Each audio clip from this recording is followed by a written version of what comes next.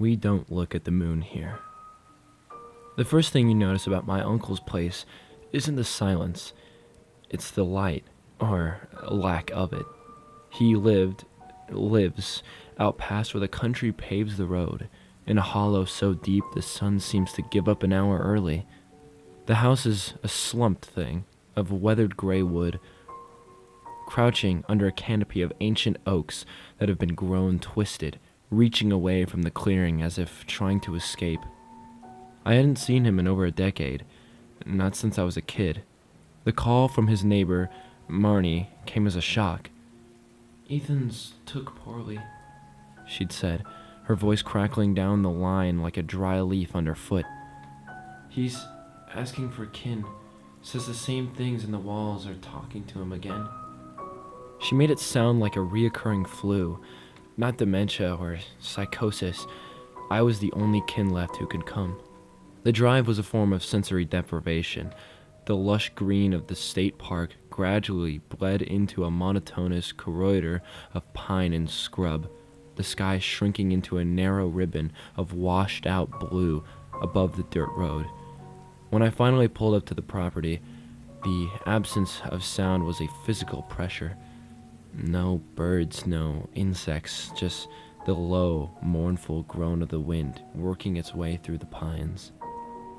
Manny was waiting on the porch, a woman carved from gristles and worry. She didn't smile. Her eyes, the color of old river stones, scanned me up and down before flicking nervously towards the tree line. "He's inside," she said, her voice low. "Ain't been himself. You'll see." She handed me a key, cold and heavy in my palm. "There's rules here, boy. Best you learn quick." Rules?" I asked, shouldering my duffel bag. She pointed a knobby finger at me. "The main one. The important one. Come nightfall, you keep them curtains drawn tight.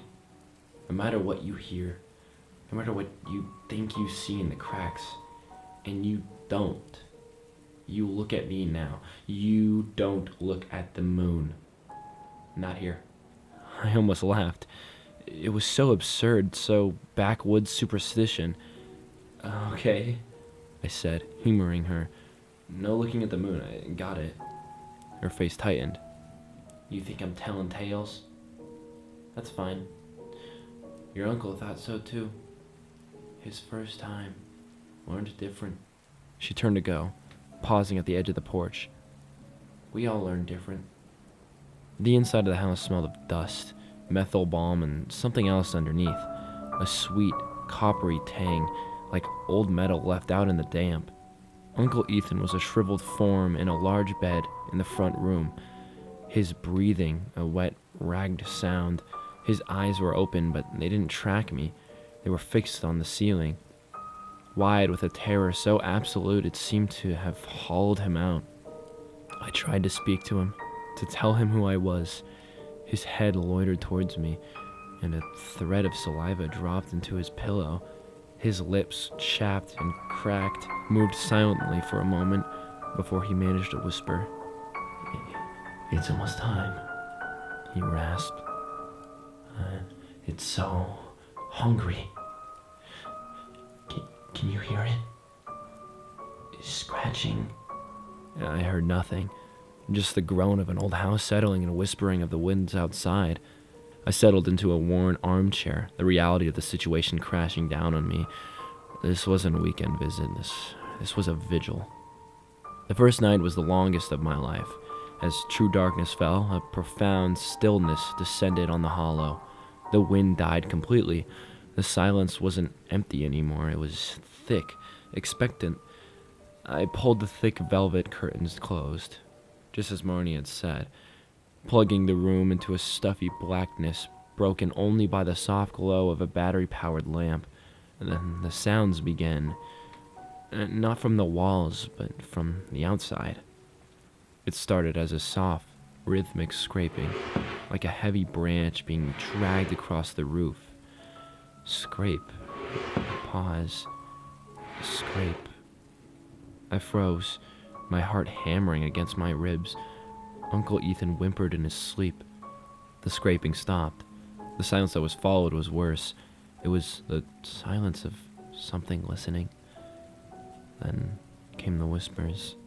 They weren't coming from one place. They seemed to emanate from the very air, a chorus of faint sibilant voices just on the edge of hearing.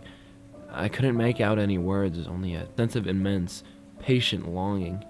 A cold dread, primal and absolute, seeped into my bones. I understood then, in a way that bypassed all logic, that Marnie wasn't guarding me from superstitions.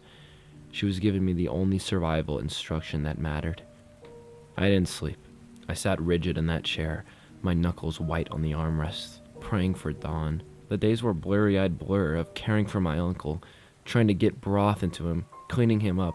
The fear of the night bled into the daylight, casting long shadows over everything.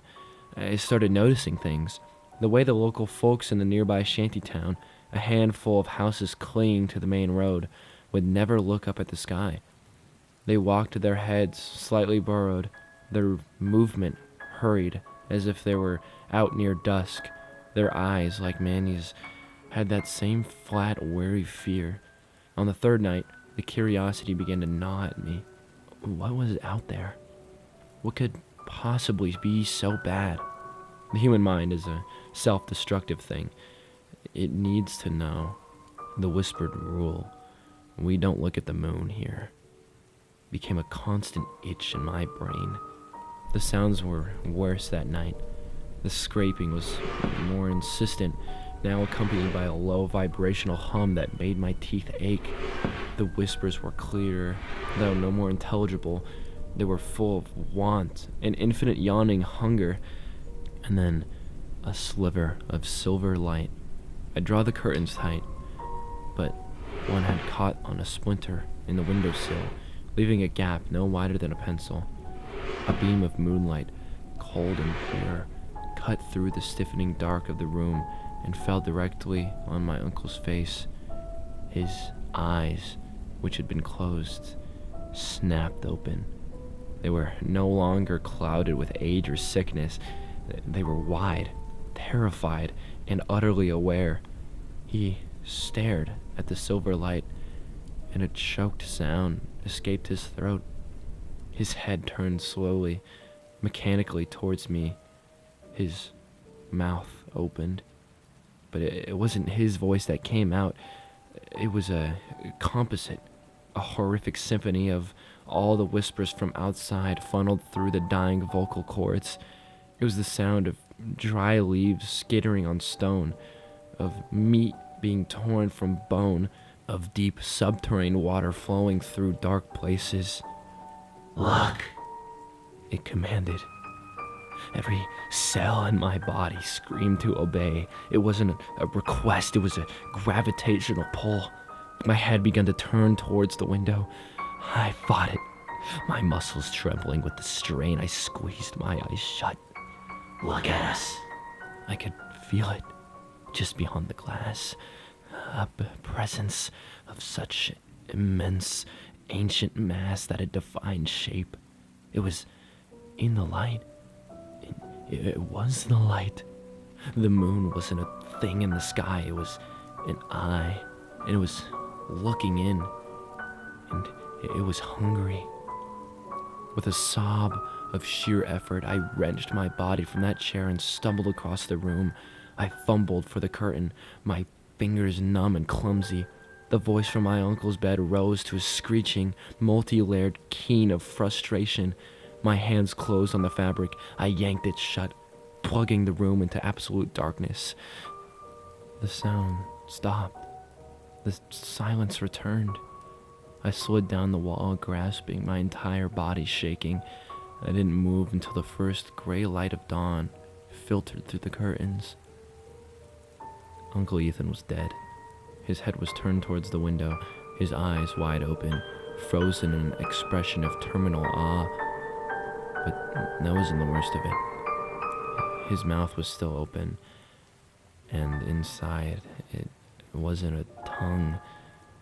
It was a cluster of thin, pale, root-like filaments, dry and withered, clutching at nothing. I ran. I left him there. I didn't pack my things. I just ran to my car and sped down that dirt road as if all the devils in hell were at my bumper. I ended up at the dusty general store on the main road, babbling to the old man behind the counter. I told him everything. The sounds, the voices. My uncle. He listened, his face a grim mask. He didn't seem surprised. When I finished, he just nodded slowly. Ethan always was a curious one. Paid the price for it. He wiped the counter with a rag. That, thing out there, it ain't the moon. The moon's just a rock in the sky. This is something else. Something that got stuck here long time ago. It hangs there in the same spot, behind the light. And it's lonely. So lonely. It wants to be seen. It wants to be known. And when you look at it, you let it in. It plants a piece of itself in you. It grows in the dark beyond your eyes. He looked at me, and for the first time his eyes met mine. They were full of pity that chilled me to my soul. You didn't look, boy. You fought it. That's good. He paused, his next words landing like a shovel of dirt on a coffin. But it saw you fight. It knows you resisted. It doesn't get that often. It likes that. I got out of that town. I drove until the gas light came on, and then I kept driving. I'm in a motel now, 100 miles away. The curtains are drawn. It's a clear night. I can feel it, though. A faint, persistent pull at the base of my skull. A whisper in the hum of the motel's air conditioning. It's a clear night. The moon is full. And I have this unbearable, terrifying urge to go outside and look up.